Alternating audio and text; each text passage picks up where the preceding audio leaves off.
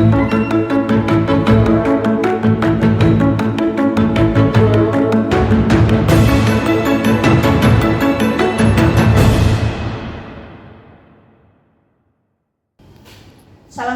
warahmatullahi wabarakatuh. Waalaikumsalam warahmatullahi wabarakatuh. Apa kabar Bapak Ibu hari ini? Alhamdulillah. Luar biasa. Allahu Akbar. Alhamdulillahirabbil alamin. Hatur nuhun Bapak Ibu sudah membersamai saya. Alhamdulillahirabbil alamin. Pada kesempatan hari ini puji syukur kehadiratillahirabbil alamin yang telah memberikan kita kesempatan untuk berbagi praktik baik tentang aksi nyata 1.4 budaya positif. Saya Nurul Habibah CGP Angkatan 10 bersama Ibu dan Bapak akan bersama-sama untuk berbagi praktik baik tentang budaya positif. Shalawat dan salam kita haturkan kepada Nabi Muhammad SAW. Untuk kelancaran acara kegiatan ini, kita awali dengan bacaan basmalah bersama-sama. Bismillahirrahmanirrahim.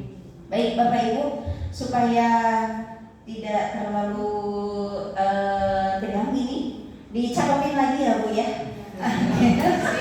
Alhamdulillah Bapak sama Ibu sudah cakep-cakep gini. Luar biasa, sudah sholat zuhur, sudah makan siang. Mudah-mudahan membersamai saya di sini dalam keadaan baik-baik saja ya Pak Bu sampai akhir. Dicakapin dulu. Berangkat sekolah memakai jas. Isinya alat tulis dan buku. Mari ciptakan pendidikan berkualitas agar terwujud negara yang maju. Boleh di satu lagi Pak? Boleh. Biar ini ya, biar tambah banyak kosakatanya. Belum Pak. Sabar Pak ya. Pak Guru memakai dasi. Tidak lupa membawa buku ajar. Dengan berbagi praktik baik, mari implementasikan Merdeka Belajar. Alhamdulillah ya Pak, walaupun mencontek sedikit ya. Alhamdulillah lancar pantunnya. Mudah-mudahan nanti kalau saya cuma 2 pantun, Bapak Ibu bisa 10 pantun nanti ya sampai akhir ya. Baik, kita sepakati dulu Bapak Ibu untuk kelasnya. Saya berharap Bapak Ibu semua di sini aktif dalam kegiatan. Saya juga berharap Bapak Ibu semua menghormati peserta lain ketika menyampaikan pendapatnya. Saya berharap peserta menerapkan etika berbicara, kemudian boleh diizinkan minum dan menjaga kebersihan kelas. Sepakat ya? Baik. Jadi tidak ada penambahan, tidak ada pengurangan ya. Mudah-mudahan disiplin waktu nanti kita selesai pada waktunya. Baik, Bapak Ibu, kita lanjutkan. Ini Bapak Ibu budaya positif yang sudah saya pelajari, saya pahami, dan sekarang saya berbagi praktik baik dengan Bapak dan Ibu di sini. Ada 7 poin yang nanti akan kita bahas bersama. Yang pertama adalah perubahan paradigma belajar. Yang kedua, disiplin positif. Yang ketiga, motivasi. Yang keempat, kebutuhan dasar. Yang kelima, posisi kontrol restitusi. Yang keenam, keyakinan kelas. Yang ketujuh, segitiga restitusi.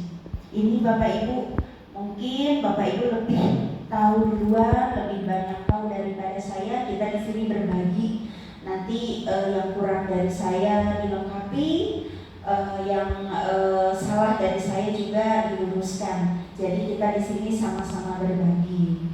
Kemudian ini Bapak Ibu, yang saya sangat rasakan, mungkin saya sebagai guru pendidikan agama Islam yang mana metode andalan itu adalah ceramah.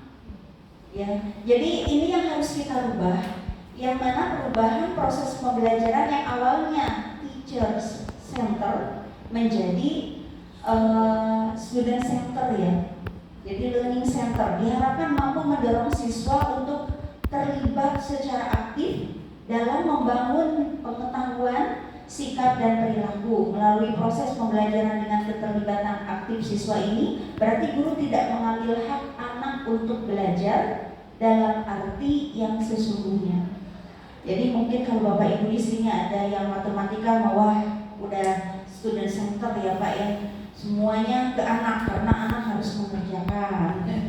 Kemudian kimia harus praktik ya, harus banyak student centernya. Tapi kalau saya sebagai guru agama itu banyaknya teacher center ya. Jadi banyak kita yang harus bercerita, memberikan. Nah sekarang dirubah paradigmanya. Jadi perubahan paradigma belajar yang tadinya teacher center menjadi student center. Itu yang pertama Bapak Ibu. Setuju dengan hal ini? Setuju. Nah ini adalah untuk kurikulum Merdeka sekarang ini. Baik, kita lanjutkan. Disiplin positif. Nah di sini disiplin positif adalah suatu pendekatan untuk menerapkan disiplin dalam diri anak tanpa hukuman dan hadiah. Dalam penerapan disiplin positif ini, anak diajarkan untuk memahami konsekuensi dari perilaku mereka. Selain itu, disiplin positif juga mengajarkan anak tanggung jawab serta rasa hormat dalam berinteraksi dengan lingkungannya.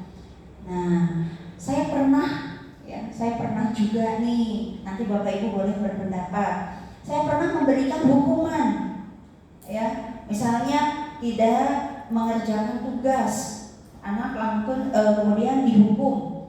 Nah, hukuman ini memang beda-beda ya Bapak Ibu ya. Ada yang sudah baca satu ayat Al-Quran.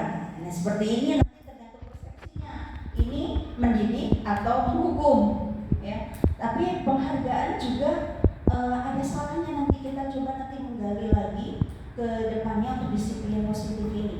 Jadi disiplin positif ini memberikan penghargaan juga tidak baik, karena sebetulnya semuanya itu harus timbul dari anaknya sendiri. Nah ini menciptakan anaknya sendiri ini. Mungkin Bapak Ibu bisa berbagi dengan kita di sini untuk disiplin positif untuk penghargaan dan hukuman.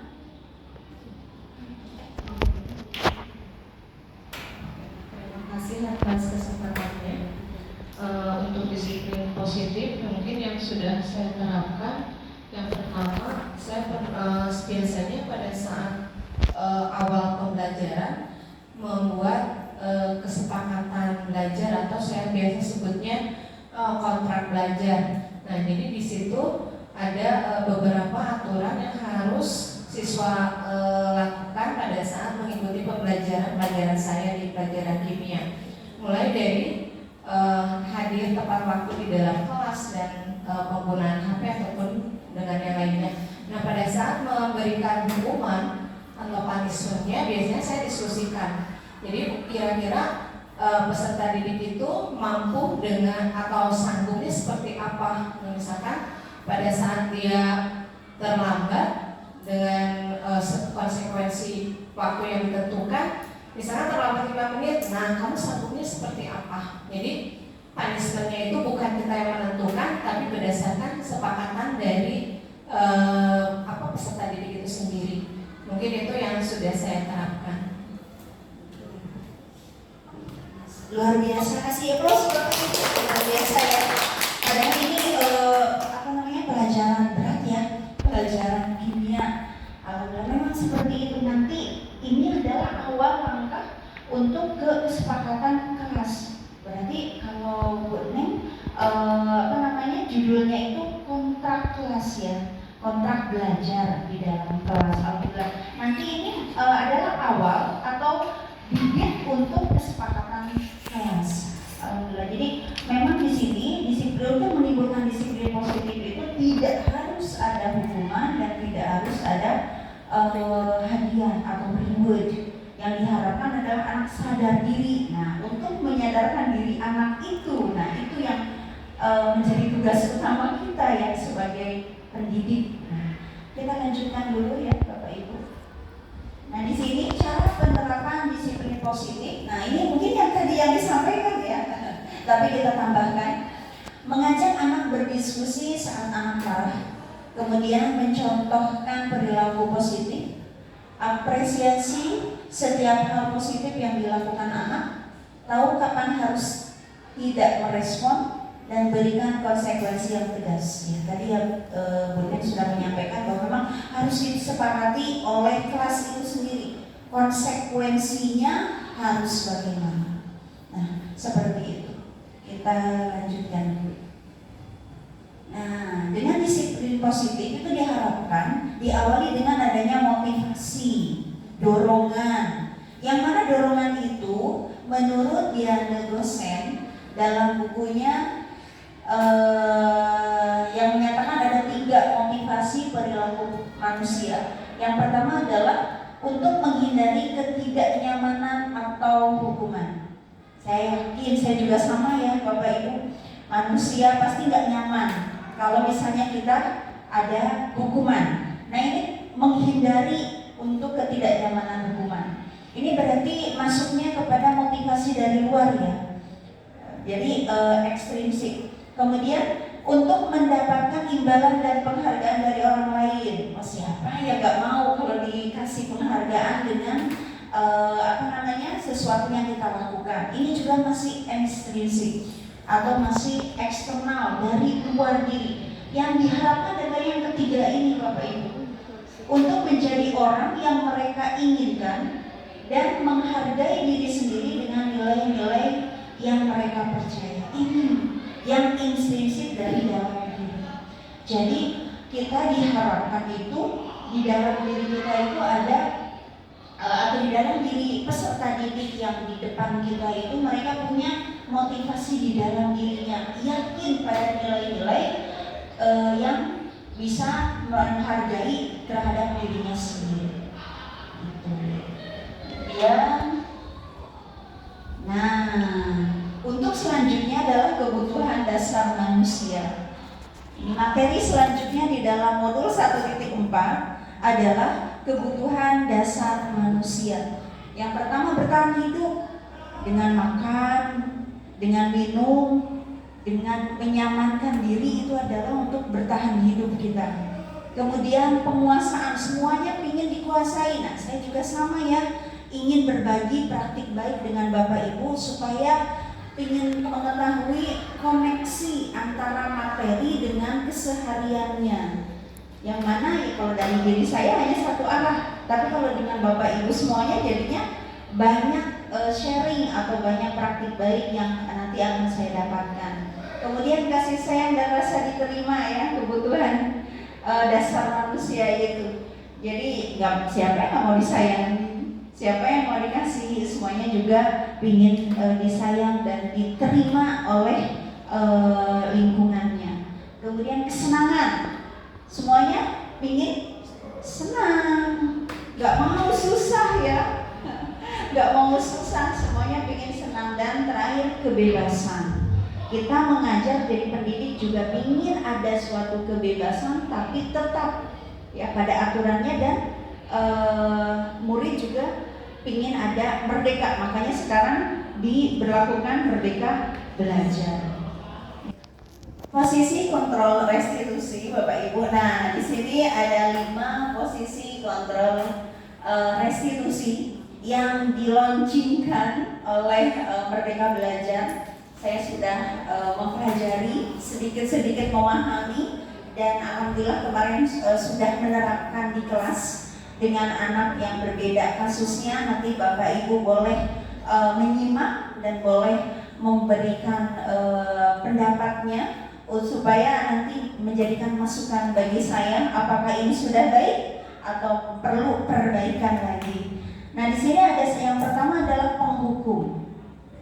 Penghukum selalu memberikan hukuman. Nanti kita lihat gambarannya bagaimana untuk posisi kontrol penghukum ini. Yang kedua, memberi rasa bersalah. Yang ketiga, teman atau menjadi teman. Kemudian yang keempat, monitor, kontrol. Yang kelima, manajer. Baik, kita lanjutkan untuk ke kartu. Baik Bapak Ibu, ini adalah 5 Balikan deh Ibu, posisi. baik Bapak Ibu gitu. Baik Bapak Ibu, ini adalah 5 posisi kontrol untuk menjelaskan tentang pengertian, kemudian contoh dan nanti dampak dari 5 posisi kontrol tersebut. Baik, silakan untuk selamat menyaksikan.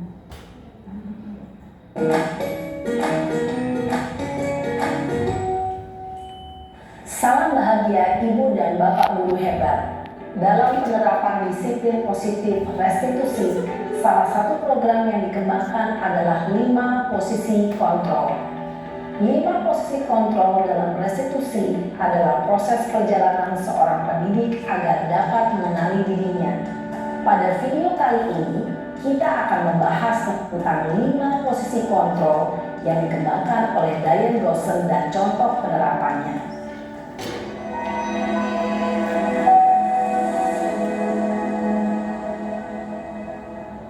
5 posisi kontrol itu adalah 1. Posisi penghukum, 2. Posisi pembuat merasa bersalah, 3. Posisi teman, 4. Posisi pemantau atau monitor, dan 5. Posisi manajer.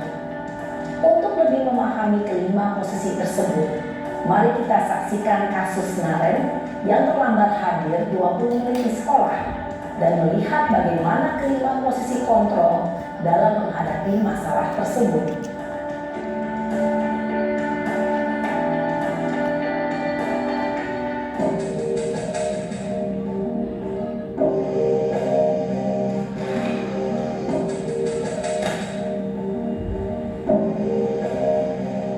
Naren!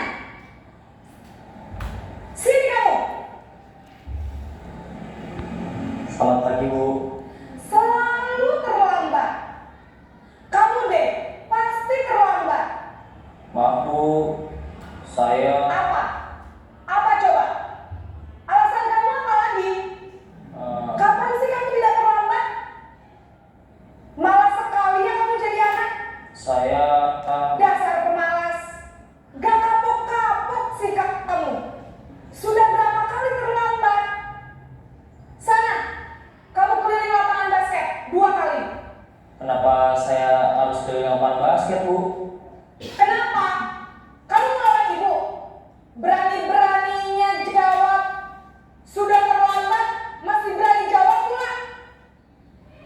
Sekarang, keliling lapangan basket 5 kali sekalian. Biar kapok. Cepat. Pergi sana ke lapangan basket. Posisi penghukum biasanya berbicara dengan nada tinggi, menghardik, menunjuk-nunjuk, menyakiti, dan menyindir. Hukuman bisa berupa fisik maupun psikis. Ibu dan Bapak Guru hebat. Dampak yang terjadi pada murid ketika guru berada pada posisi penghukum adalah murid cenderung akan memberontak, bahkan menyimpan dendam.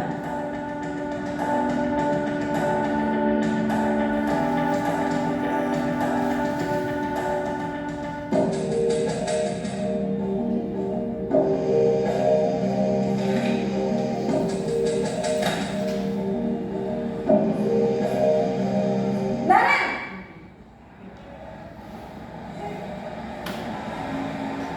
Selamat pagi Bu. Naren, kamu kenapa terlambat lagi, nak? Ya Tuhan, Naren, kamu senang ya bikin ibu susah ya? Kalau kamu terlambat lagi, nanti ibu yang ditegur bapak kepala sekolah, nak. Disangka ibu tidak bisa membina kamu. Duh, gimana ini? Maaf Bu, Duh Gusti Naren, kamu suka ya kalau ibu ditegur bapak kepala sekolah? Terus, sekarang ibu harus tulis apa ini di buku absen? Ini kamu sudah sering terlambat loh. Ibu harus apa coba? maaf Bu, maaf sekali. Ya sudah, lain kali jangan bikin ibu susah lagi ya nak ya. Ibu tidak akan kuat lagi kalau kamu begini terus.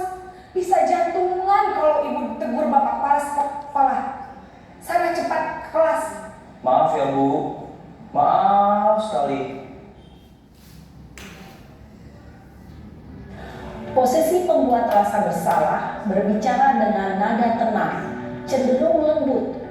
Namun kata-kata yang diutarakan membuat murid merasa menjadi orang yang gagal, memandang buruk dirinya sendiri, merasa tidak berharga, dan tidak sanggup membahagiakan orang lain.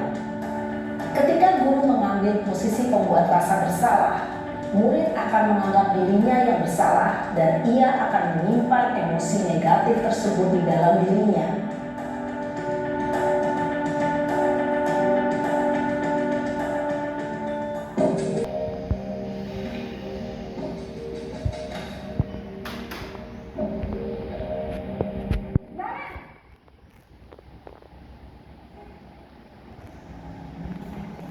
Selamat pagi, Bu.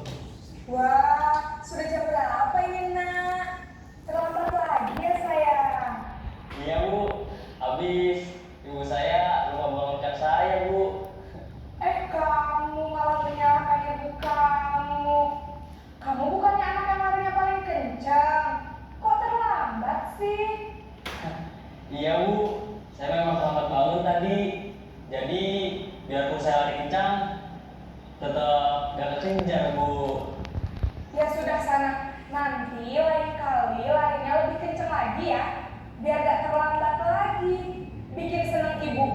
Demi ibu. Bisa kan? Bisa lah, Bu. Ya sudah sana masuk kelas. Ibu beresin urusan absen kamu. Kamu ini ada-ada saja. Dalam posisi teman, guru berbicara dengan nada suara ramah, akrab, cenderung bersenda gurau untuk menjaga suasana tetap santai. Murid akan merasa senang, aman, dan akrab dengan guru.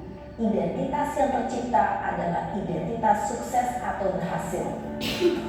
Namun, perlu diingat, karena ini masih dorongan eksternal, maka ada faktor ketergantungan dari murid kepada orang tertentu.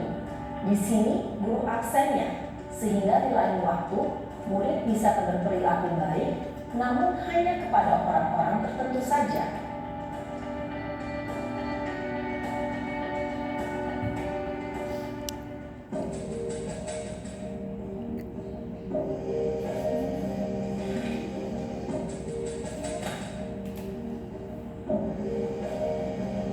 Naren!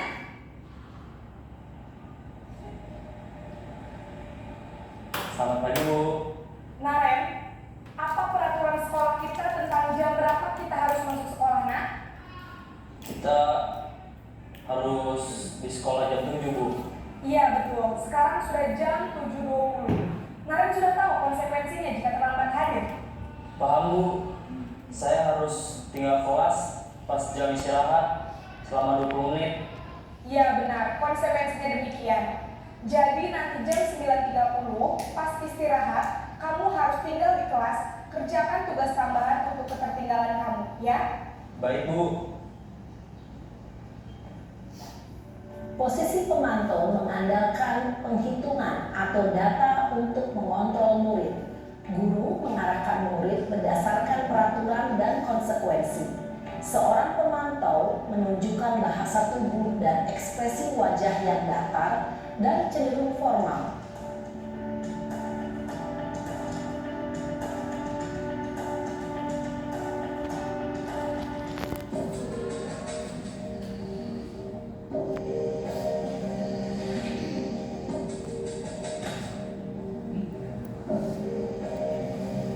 Naren!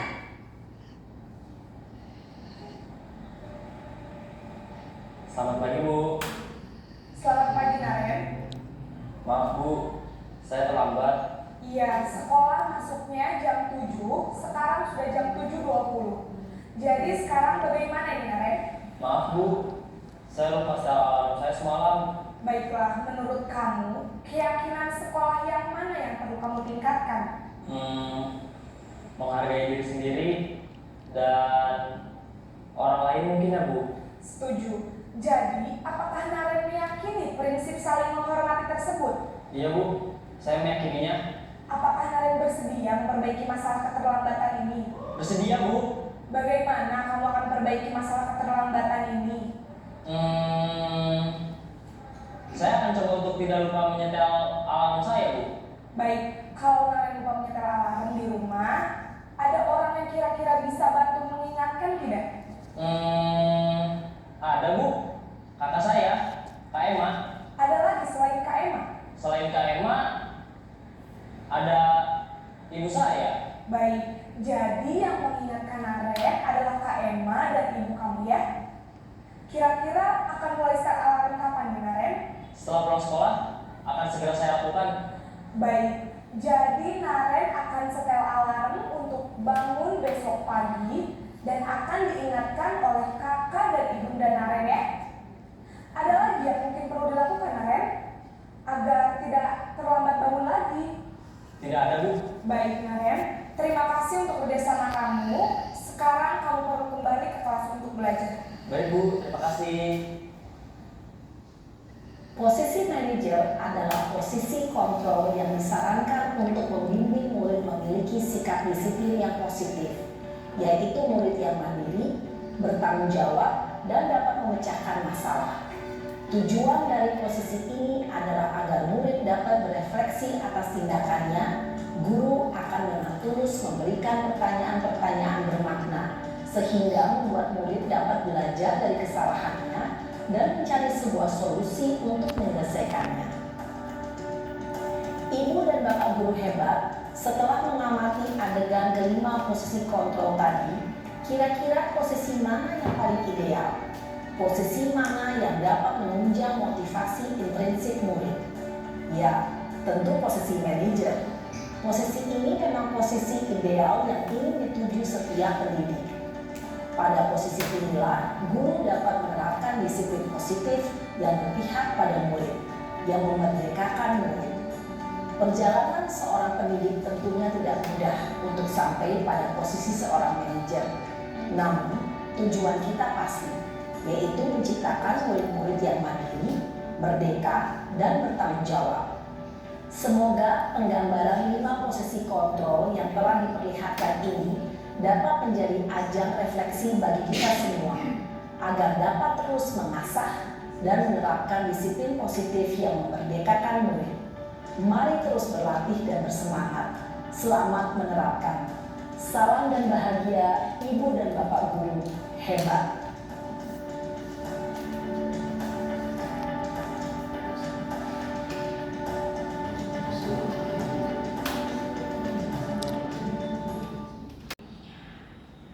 Baik Bapak Ibu, kita sudah tadi menyaksikan untuk gambaran tentang 5 posisi kontrol restitusi beserta contoh-contohnya. Sekiranya sekarang kita berbagi pengalaman, apakah di sekolah kita atau kita sendiri sebagai pendidik di sini di SMA 4 Kampung Selatan, mana yang dari kelima ini yang pas untuk kita terapkan atau mempunyai pengalaman mungkin Bapak Ibu sebelumnya yang pengalaman itu menunjukkan kepada saya kemarin atau sebelumnya itu ada di posisi pertama penghukum, atau dan setelah melihat paparan tadi atau penayangan penerapan 5 posisi kontrol tadi, ternyata yang lebih baik adalah yang nomor sekian gitu. Mungkin kita berbagi dulu ya Bapak Ibu. Boleh Pak Aris?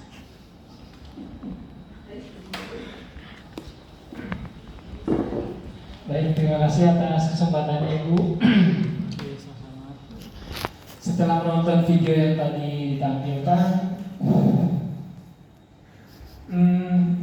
dari situ kita bisa mengukur atau melihat bagaimana posisi kita sebagai ibu, apakah kita sudah berada, apakah kita masih ada di posisi sebagai penghukum atau pemberi rasa bersalah, teman, monitor, dan juga manajer. Kalau saya secara pribadi setelah melihat video tersebut, saya menilai diri saya itu ya kadang saya masih sebagai penghukum, kadang juga pernah sesekali saya sebagai pemberi rasa bersalah, pernah juga mencoba sebagai teman, dan juga pernah juga sebagai monitor ya. Karena ketika ada siswa yang dipanggil sama BK karena telat terus, ya maka kita pasti akan otomatis memposisikan diri sebagai monitor. di situ ada saatnya seperti itu. Nah memang yang manajer ini memang yang paling ideal menurut saya seperti yang sudah disampaikan tadi. Jadi semoga kita semua bisa berada pada posisi tersebut. Terima kasih atas inspirasinya Bu. Terima kasih. Plus dulu Bapak Ibu. Wah berarti udah merasakan semuanya ya dari kelimanya, luar biasa ya. Berarti penghukum pernah, pemberi rasa bersalah pernah, menjadi teman, dan untuk monitor juga pernah. Nah ini semuanya harus dikolaborasi sehingga menjadi manajer. Mungkin Bu Putri bisa menambahkan, menanggapi atau memberikan masukan untuk 5 posisi kontrol ini. Kalau misalnya saya sendiri di posisi sebagai guru BK ya Bu, kontrol guru itu biasanya kita yang pertama ada sebagai teman, karena anak-anak itu biasanya kalau kita langsung keras dia justru menutup diri gitu. Yang pertama kan kita membutuhkan pendekatan supaya mereka bisa terbuka dengan apa yang dirasakan, dengan masalah-masalah yang mereka miliki, terus yang membuat mereka bisa percaya ke kita kasih juga pengertian gitu, bahwa dengan mereka cerita ke kita mereka aman gitu. Jadi kita perlu memastikan kalau mereka itu nyaman cerita dengan kita gitu. Dan tentu saja setelah ada siswa yang bermasalah, pertama kita harus mengontrol ini anak perkembangannya seperti apa, apakah setelah anak tersebut cerita ke BK menjadi lebih baik dari yang sebelumnya atau bagaimana. Kita perlu mengontrol juga begitu sih. Terus manajer itu biasanya kita lebih banyak anak berpikir, jadi kita melontarkan pertanyaan, jadi jangan seakan-akan kita menjudge anak itu, tapi bagaimana anak itu berpikir dengan penyelesaiannya sendiri. Jadi dia punya masalah, tapi kita hanya sebagai penangannya saja supaya siswa itu bisa menyelesaikan masalahnya sendiri begitu sih. Terima kasih, ini dari sudut pandang guru bimbingan konseling ya. Jadi lebih ke teman, ke monitor dan manajer untuk hukum dan rasa bersalah tidak atau terlewat ya, karena itu di posisi yang 3, 4, 5 seperti itu. Ada yang mau menambahkan mungkin? Terima kasih atas waktunya. Kalau berdasarkan pengalaman saya, ya yang pertama saya pernah melakukan mungkin sebelum mengetahui tentang kurikulum Merdeka ya, dan merubah paradigma pembelajaran. Jadi yang sering saya lakukan adalah sebagai penghukum ya, karena kebetulan saya mengajar kimia dan sebenarnya menginginkan mendisiplinkan dengan pembelajaran itu. Nah saya pernah menghukum, jadi ketika siswa tidak mengerjakan tugas sesuai langsung disuruh berlari. Jadi hukumnya itu lebih ke hukuman fisik, dan sepertinya dampaknya tidak memberikan efek jerak ya. Jadi tetap saja masih ada beberapa siswa yang melakukan hal tersebut. Lalu saya dan siswa itu mungkin malah jadi takut. Bahkan pernah ada orang tua yang melaporkan, dan kebetulan orang tuanya juga rekan kerja saya juga gitu. Jadi pada saat besoknya mau pembelajaran dengan saya, siswa tersebut sudah panas dingin dari malamnya, dan menurut saya itu tidak bagus gitu ya. Sehingga saya mengubah ke menjadi teman gitu ya. Saya ajak bicara ya, tapi seperti itu juga. Jadi ada sisi positif negatifnya gitu dengan kontrol sebagai teman. Lalu pernah juga saya melakukan sebagai monitor ya. Jadi sebetulnya mungkin saya sudah pernah melakukan semuanya gitu ya. Cuma ya, jadi semakin kesini saya mengintrospeksi diri sendiri gitu. Jadi seperti apa efek terhadap siswanya, bagaimana. Jadi mencari mana yang lebih baik di antara posisi kontrol tersebut. Ya. Dan semakin kesini ya itu memang betul gitu ya. Jadi ketika ada punishment, anak itu bukannya takut, bukannya disiplin, malah lebih ke takut saat itu saja. Ya, dan yang mulai saya terapkan tadi ya, mungkin sedikit-sedikit saya sudah mulai menerapkan manajer pada saat yang di sebelumnya gitu. Jadi ada punishment, lebih didiskusikan antara punishment dengan rewardnya itu seperti apa. Mungkin itu yang sudah saya terapkan. Memang sih belum ideal ya, masih dalam proses. Ya, terima kasih. Terima kasih Bu Neng. Jadi di sini alhamdulillah kita atau saya ditemani oleh Bapak sama Ibu guru yang berbeda ya, ada yang dari kelas 10, ada yang kelas 11, ada 12, kemudian ada yang dari guru BK, ada dari guru EKSA, kemudian ada yang dari gimana ini sudut pandang dari PKN ya. PKN bagaimana? Baik, Ibu, terima kasih atas pemaparan dari Pak Aris, ada Bu Neng dan Bu Putri, sangat luar biasa sekali. Nah, pada dasarnya posisi kontrol restitusi ini idealnya pasti Bapak Ibu semua pernah menerapkan satu poin penghukuman, memberi rasa bersalah, teman, monitor, manajer, itu pasti pernah. Perlu kita ketahui bahwasanya penghukuman itu adalah sudah ada pada masa dalam kolonial Belanda. Pada saat itu model pembelajaran yang harus dihukum. Mungkin pada zaman Bapak Ibu ketika waktu sekolah, kalau datang terlambat atau kukunya panjang dihukum, itu sama sekali. Tetapi tidak bisa diterapkan pada kondisi sekarang karena kita hidup pada zaman yang berbeda. Tetapi yang paling utama adalah kalau dari sekian dari penghukuman, memberi rasa tahu, teman, monitor, manajer, itu yang lebih tepat itu adalah sebagai teman.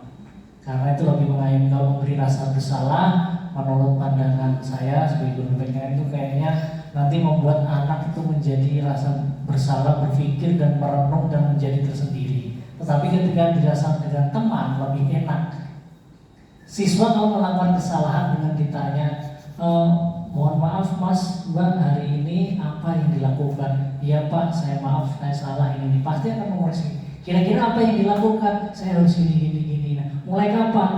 Mulai hari ini. Nah, laksanakan seperti itu. Kita hanya memimpin saja. Pada dasarnya anak-anak kita itu sudah paham dengan apa yang, karena kemudian pentingnya juga kontrol, manajer juga penting. Tetapi penghukuman apa yang penghubungan pada masa sekarang itu kurang relevan karena sekarang anak itu kalau dihukum ya malah saat itu juga yang benar yang disampaikan oleh Bendeng itu ujarannya segitu saja, tapi setelah itu tidak. Tapi kita harus bisa tarik ulur, kadang aja kita juga tegas, jangan teman dalam arti tidak, tetap ada batasan dengan bapak ibu gurunya, jangan sampai tidak ada batasan karena kita memang sebagai pengajar, sebagai pengambil peserta didik harus ada jedanya teman-teman, tetapi ada berbedanya seperti itu tentang gitu.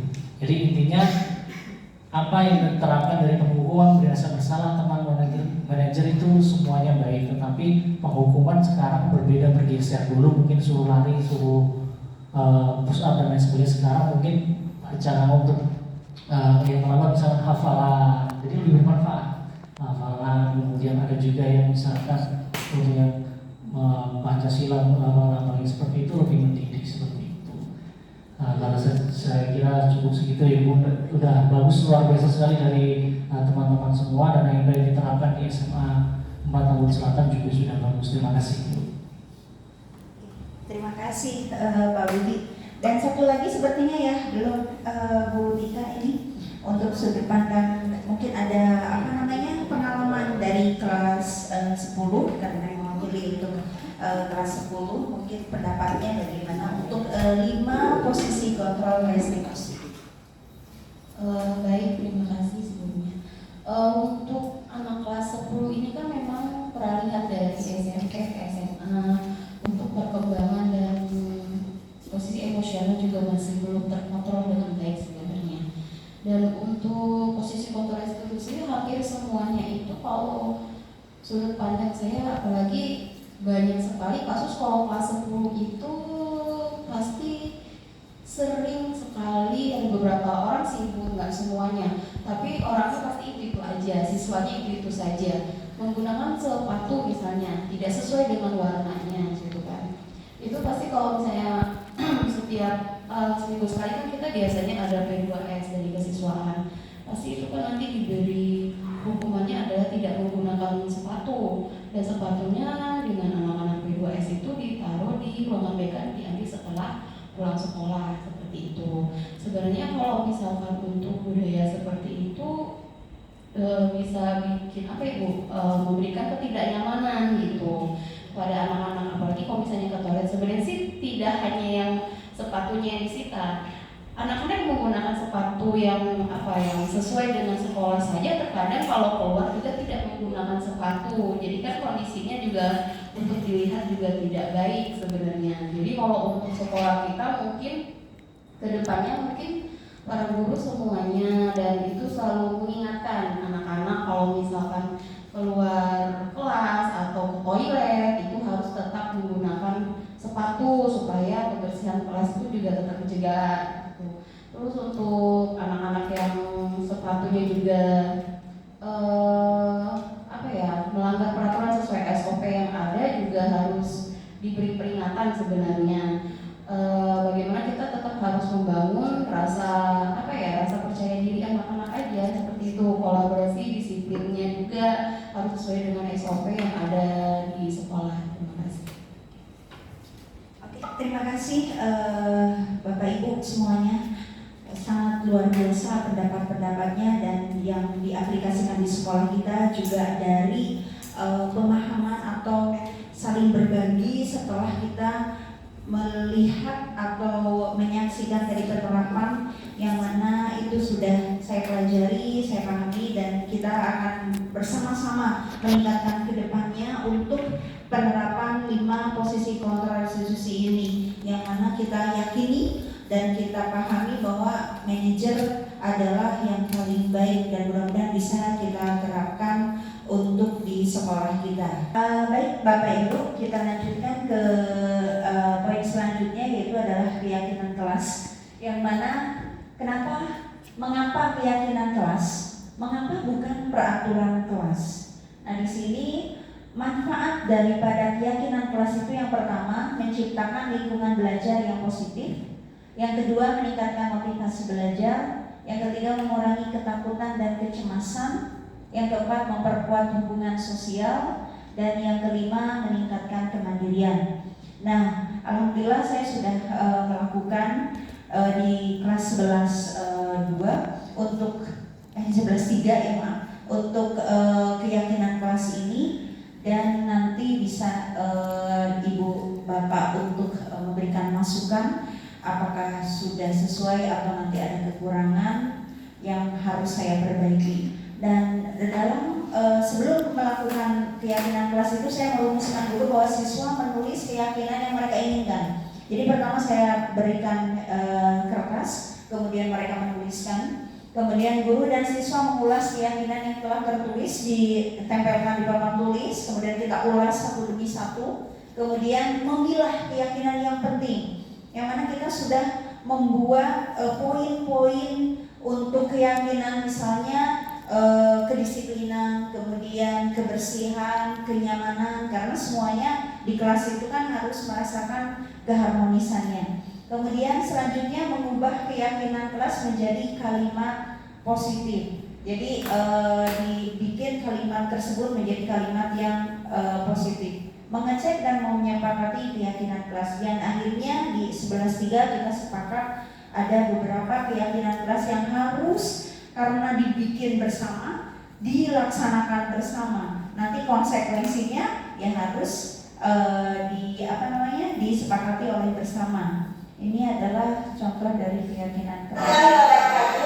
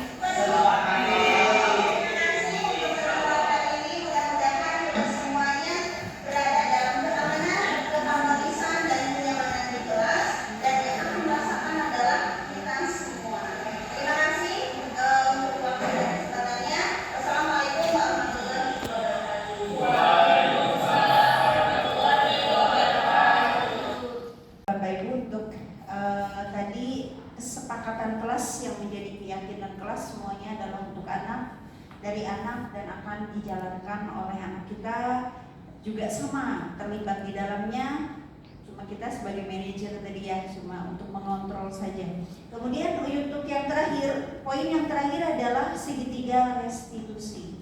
Nah ini Bapak Ibu, segitiga restitusi itu ada 3 tahapan. Yang pertama validasi tindakan yang salah, yang kedua menanyakan keyakinan, yang ketiga menstabilkan identitas. Ini saya lakukan juga di kelas yang mana untuk menstabilkan identitas, ketika seorang anak atau murid melakukan kesalahan, maka hal ini seringkali disebabkan oleh kebutuhan dasar yang tidak terpenuhi.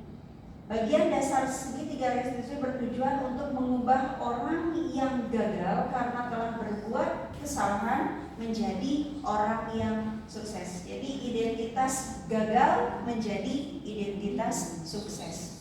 Yang kedua adalah validasi tindakan yang salah. Konsep langkah ini adalah memahami kebutuhan dasar yang mendasari tindakan kesalahan anak. Teori kontrol menyatakan bahwa setiap tindakan manusia baik atau buruk memiliki maksud dan tujuan tertentu. Jadi ketika pandangan kita tidak baik, itu berarti ada tujuan di balik itu. Karena kita harus memvalidasi dulu tindakan yang salah ini valid sesuai dengan keyakinan kelas kita, keyakinan kelas yang sudah disepakati bersama atau tidak. Nah, dan yang ketiga adalah menanyakan keyakinan. Dari Papa menyatakan bahwa manusia pada dasarnya termotivasi secara internal. Ketika langkah pertama Dan langkah kedua, kalau berhasil dilakukan, anak-anak siap untuk dihubungkan dengan nilai-nilai yang mereka yakini dan menjadi orang yang mereka inginkan. Nah, alhamdulillah saya kemarin sudah melakukan tindakan segitiga restitusi ini. Boleh nanti disimak oleh Bapak Ibu karena ini adalah teori terakhir ya, atau materi terakhir untuk kegiatan diskusi ini sebelum kita nanti merefleksi untuk kegiatan diskusi ini. Boleh ya Bapak Ibu disimak dulu. Assalamualaikum. Waalaikumsalam. Terima kasih. Bagaimana kita hari ini? Alhamdulillah sehat Bu.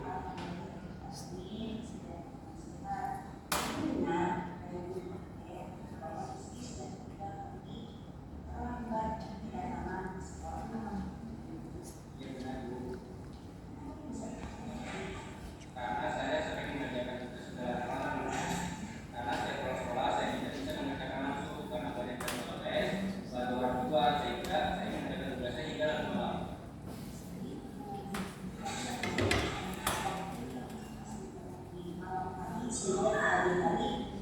Kelelahan dan nantinya terlambat masuk. Nah, meski sudah tahu bahwa hal ini melambatnya imunitas, Sudah tahu, apa yang mesti dilakukan untuk evaluasinya? kita kedisiplinan datang terlambat ke sekolah dulu. Apa yang bisa dilakukan supaya ini tidak terjadi? Saya akan mengatur dengan baik agar tidak mengerjakan tugas hingga larut malam lagi.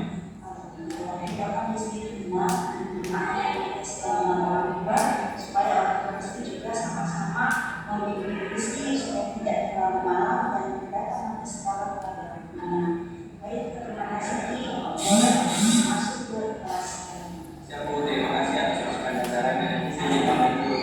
Assalamualaikum.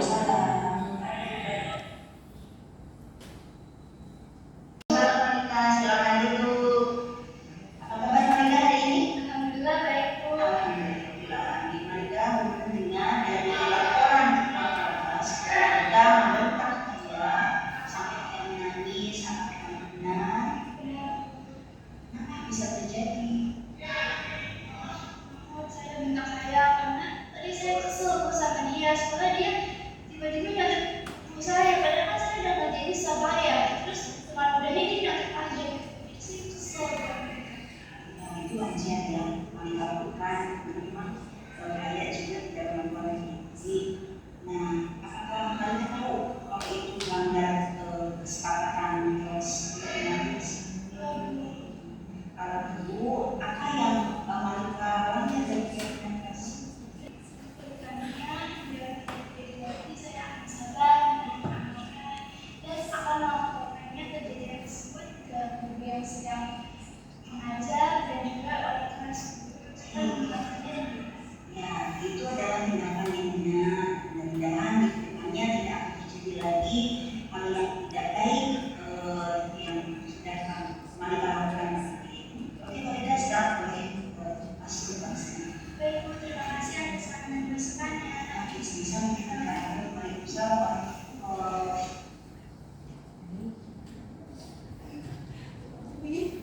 Bapak Ibu, itu adalah serangkaian tadi materi yang kita diskusikan. Nah, di penghujung kegiatan kita itu ada refleksi dari kegiatan kita ini supaya menjadikan umpan balik bagi saya ke depannya bagaimana untuk meningkatkan praktik baik ini sebaiknya ke depannya Bapak Ibu dan saya harus seperti apa. Boleh Bapak Ibu saya kasih waktu untuk menuliskan paling 2 menit ya, cukup. Baik, silakan Bapak Ibu. Dulu pulpen. Tadi itu jadinya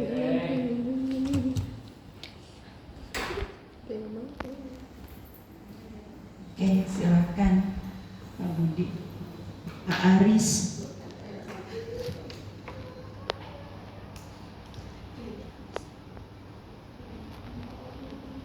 Baik, Bapak Ibu sudah selesai ya menuliskannya untuk refleksi. Boleh Bapak Ibu ditempel di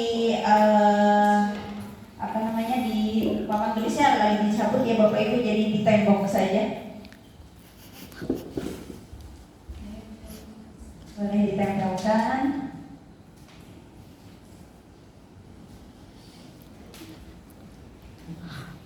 Oke, baik, terima kasih Bapak Ibu, saya akan bacakan. Pertama adalah terkait dengan kegiatan tentang budaya positif. Saya sebagai guru jadi lebih mengetahui posisi kontrol sebagai guru yang pas dan sesuai, pas atau sesuai dalam menghadapi atau menangani peserta didik. Wah, ini berarti refleksi positif. Kemudian kegiatan budaya positif ini perlu ditingkatkan agar kita lebih memahami karakter peserta didik yang salah satunya posisi kontrol guru agar meningkatkan kualitas kita sebagai pendidik. Wah, luar biasa ini dari Ibu Putri Bintar. Kemudian dari Bu Kartika, refleksinya adalah dalam kegiatan ini saya banyak belajar bagaimana untuk mengambil sikap dalam menangani berbagai permasalahan siswa sesuai posisi kontrol yang dipelajari hari ini. Luar biasa. Kalau dari Pak Aris, ini tinggi banget kalau Pak Aris ya, saya sampai jingkit begini. Oh, Pak Aris ketinggian.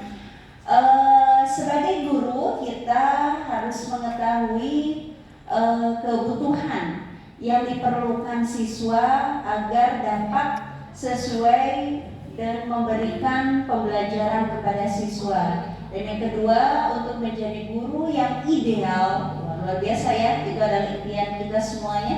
Sebaiknya kita dapat memposisikan diri sebagai seorang manajer, baik manajer di dalam pembelajaran ya Pak. Kemudian ini dari Bu Neng adalah dalam kegiatan aksi nyata budaya positif ini menurut saya sudah detail dan jelas dalam pemaparan tentang budaya positif sehingga peserta menjadi paham materi dan jenis teori kebutuhan dari jenis posisi kontrol guru. Semangat, ada semangatnya juga ya.